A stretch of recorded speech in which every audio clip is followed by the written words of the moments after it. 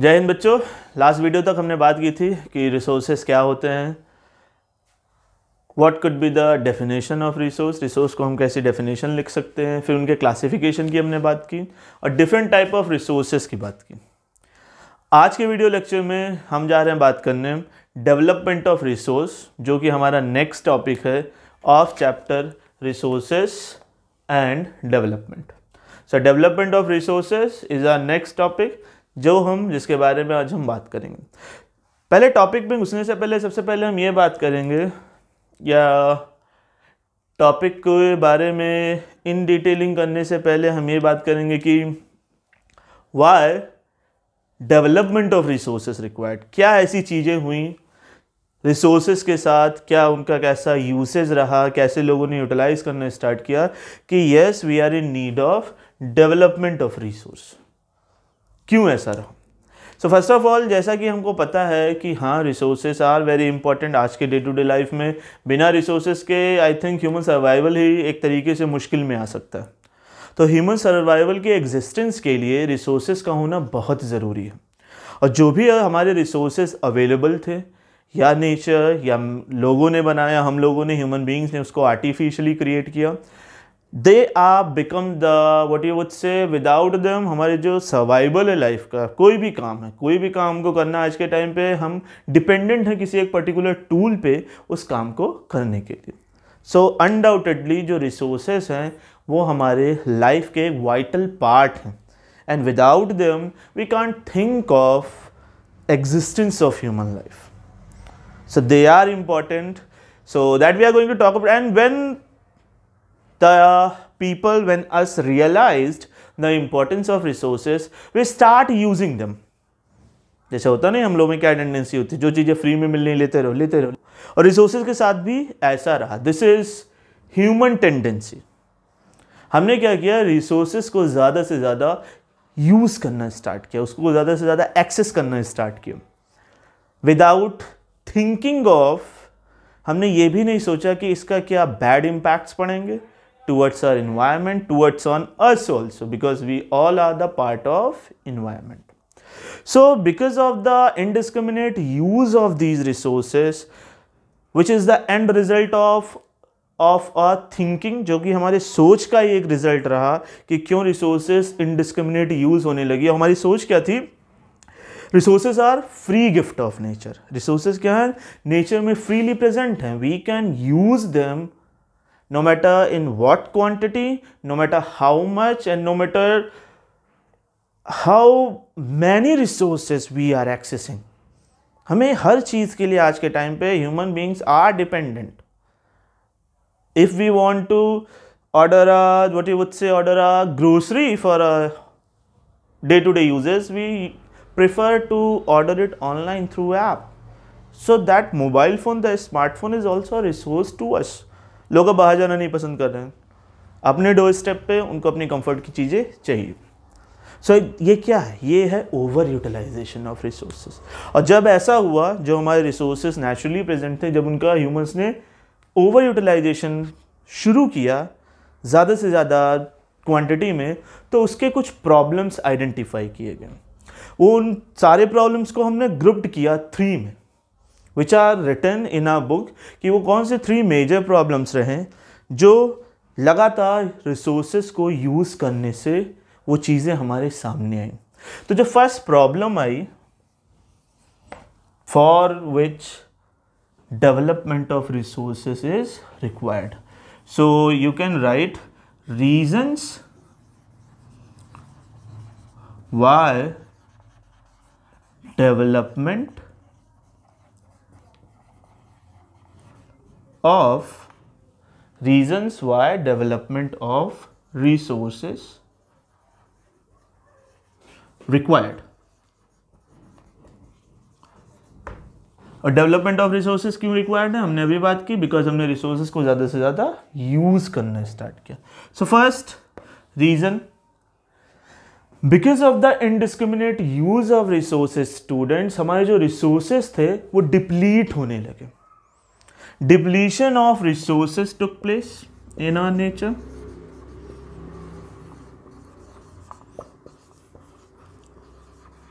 the first problem.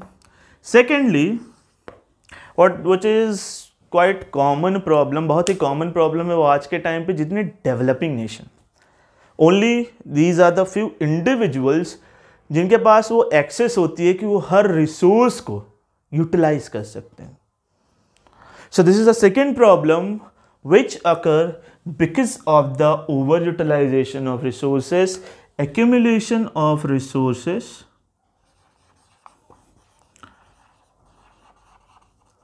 in few hands. जो resources का accumulation था उसकी जो ओनरशिप हम कहें, ओनरशिप थी वो सिर्फ कुछ ही लोगों के पास थी. तो उन्होंने क्या किया, उन रिसोर्सेस को ज़्यादा से ज़्यादा for the sake of their profit start using them. Ownership, हाँ ये हमारी ओनरशिप इस पे है. ओनरशिप तो सबकी सारी रिसोर्सेज पे गॉड ने बनाई है. पूरी जो हमारा नेचर है, पूरी गैलेक्सी है, गॉड ने बनाई है. तो सबसे बड़ा तो ओनरशिप अगर किसी की होती है उसी की होती है, the creator of us, and God creates us. So we can't say yes we are owning this, but it's few individuals, they have, those who have the access to those resources and accumulation of resources few, and this leads to division of society into the two parts. Those who are rich with more and more accessibility of resources, जब उन्होंने resources को ज़्यादा से ज़्यादा use करना start किया, rich becomes more richer. और second जो हमारी कैटेगरी बनी वो बनी पुअर की, पुअर becomes more poorer, गरीब और गरीब होते गए, और जो हमारी अमीर क्लास थी, जो हाई क्लास थी, वो और ऊपर जाती रही. ये थी सेकेंड प्रॉब्लम. थर्ड प्रॉब्लम क्या रही? Because of overutilization of resources, and you would say indiscriminate use of resources. Indiscriminate, there should be some, what you would say, rules, there should be some limit how much natural resource you can access. कितना ही आप natural resource extract कर रहे हो nature से, इसकी कुछ limit होनी चाहिए. अब उसकी वजह से क्या हुआ, जो indiscriminate use of resource था, इसने क्या किया, इसने कई सारे ग्लोबल इन्वायरमेंटल प्रॉब्लम्स को वेलकम किया. वेलकम किया ये मतलब है इनवाइट किया.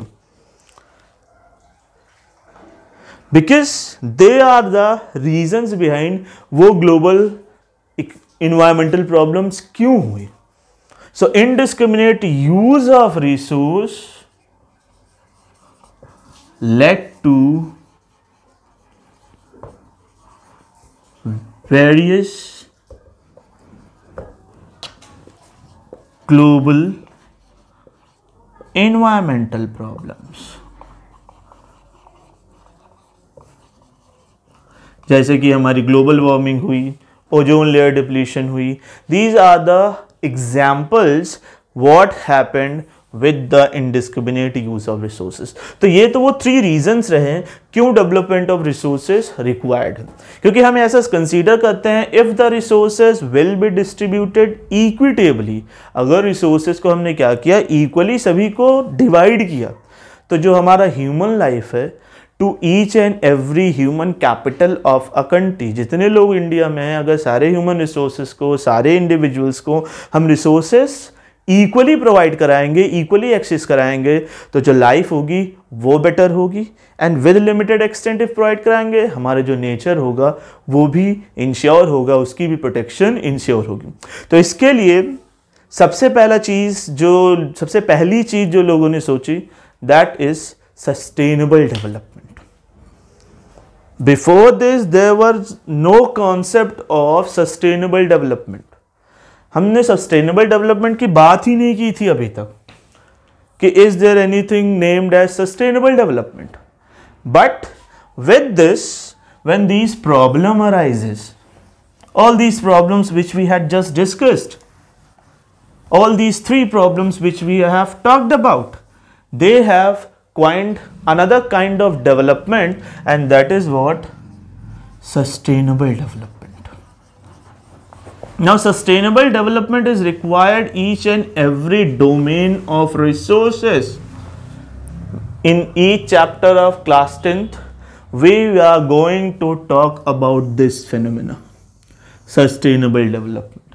फॉरेस्ट वाइल्ड लाइफ रिसोर्स आप पढ़ेंगे, वाटर रिसोर्स आप पढ़ेंगे, एग्रीकल्चर पढ़ेंगे। Sustainability is everywhere required right now in India if you want to protect our environment.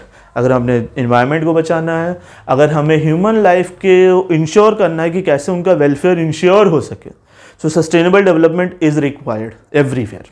And what is sustainable development? It has 2 planks. इसके 2 जो main क्या कहते हैं बेस हैं फॉर अचीविंग सस्टेनेबल डेवलपमेंट। पहली बात जो सस्टेनेबल डेवलपमेंट में हमें ध्यान रखनी है, डेवलपमेंट तो हो, yes development required, development should take place but without harming environment। पहली बात, development should take place without harming environment. और दूसरी चीज जो हमें ध्यान रखनी है, डेवलपमेंट ऑफ प्रेजेंट, यानी जो प्रेजेंट के डेवलपमेंटल एक्टिविटीज हो रहे हैं पूरी दुनिया में, पूरे ग्लोब में, all around the world, it should not hamper, it should not compromise the needs of future generation. So development of present should not compromise needs of future generation. कि yes development तो चाहिए, each country, कोई भी country हो development सभी चाहती हैं, but sustainable development का ये 2 मेन एजेंडा थे कि यस डेवलपमेंट हो बट हमारे इन्वायरमेंट को नुकसान ना हो। अगर हम कोई नेचुरल रिसोर्स एक्सेस कर रहे हैं to a limited extent we should access it, and development of present should not compromise needs of future generation. So this is what sustainable development is for you. And then after, yes, this is being advised by the geographers, जो लोग nature के बारे में पढ़ रहे थे, जो लोग जिन लोगों की ये थॉट प्रोसेस थी कि yes this is the time, अब वो टाइम आ गया कि हमें इन चीज़ों पे बात करनी चाहिए, इन चीज़ों को एड्रेस करना चाहिए at global level. So sustainable development के रिगार्डिंग जो पहला सबमिट हुआ हमारा, that is named as Rio de Janeiro earth submit, which was happened, जो 1992 में हुआ, in the year of 1992। And this place which we have just mentioned, Rio de Janeiro, ये हमारा ब्राज़ील में। सो सस्टेनेबल डेवलपमेंट से related जब questions आपके पूछे जाते हैं, 2 क्वेश्चन बहुत ही इंपॉर्टेंट हैं। एक है हमारा about this Earth Summit, Rio de Janeiro Earth Summit, and this is being termed as Earth Summit 1992।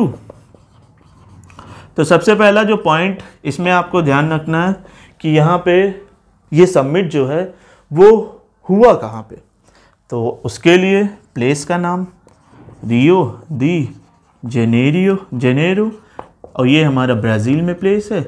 यहाँ पे ये सबमिट हुआ था, कब हुआ था? 1992 में हुआ था। किसके साथ हुआ था?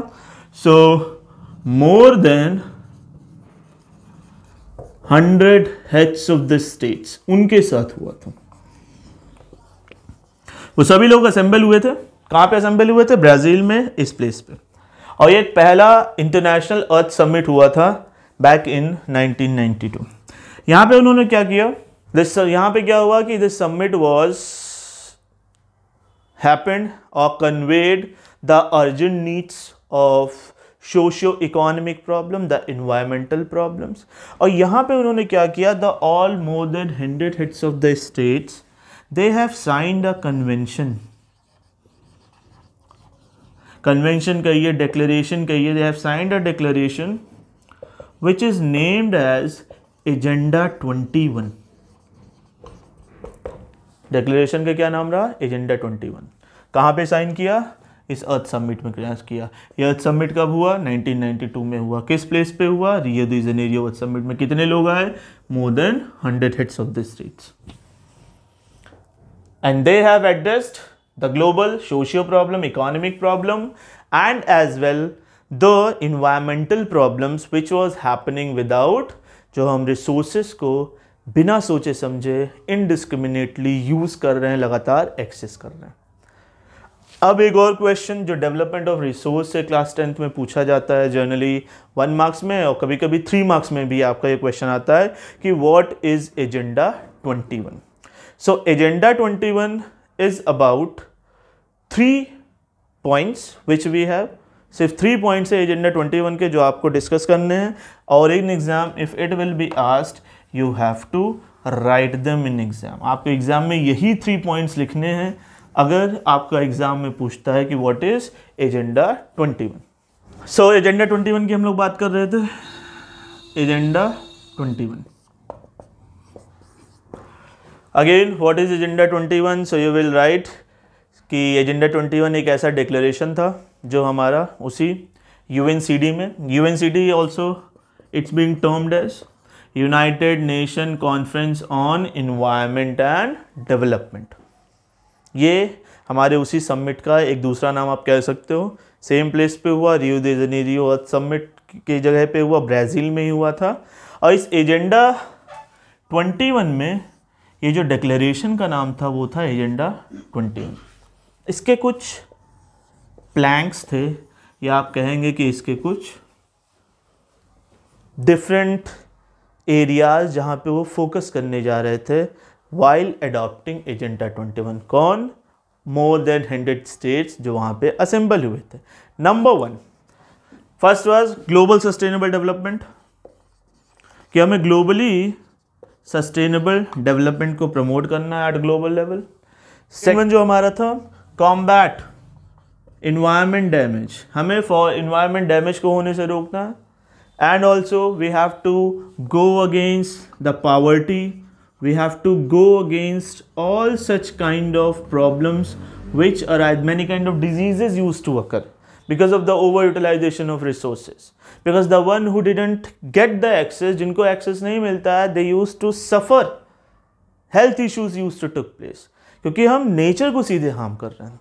तो हमें कॉम्बैट करना है इन्वायरमेंट डैमेज को, we have to combat poverty and various other diseases. But हम ये कैसे करेंगे? जब हम सभी लोग एक साथ आएंगे with global cooperation. And the third one was we have to adopt और ड्राफ्ट लोकल एजेंडा 21, क्योंकि पूरे वर्ल्ड में हमें पता है कि कोई एक पर्टिकुलर कंट्री में किसी एक पर्टिकुलर रिसोर्स की एक्सेस है, दूसरी कंट्री है वहाँ पे एक दूसरे पर्टिकुलर रिसोर्स की एक्सेस है। तो क्या करेगी वो लोकल गवर्नमेंट? अपने लोकल एजेंडा, या वो जो कंट्री गवर्नमेंट है लोकल एजेंडा 21 बनाएगी और उसके हिसाब से सस्टेनेबल डेवलपमेंट को वहाँ पे प्रमोट करेगी। सो दीज आर द 3 की points in agenda 21 which you have to write if in exam this will be asked. तो ये रही बात आज के टॉपिक की, डेवलपमेंट ऑफ रिसोर्स। मिलते हैं अगले लेक्चर में, तब तक के लिए जय हिंद बच्चों। Thank you for the watching and do like share and subscribe.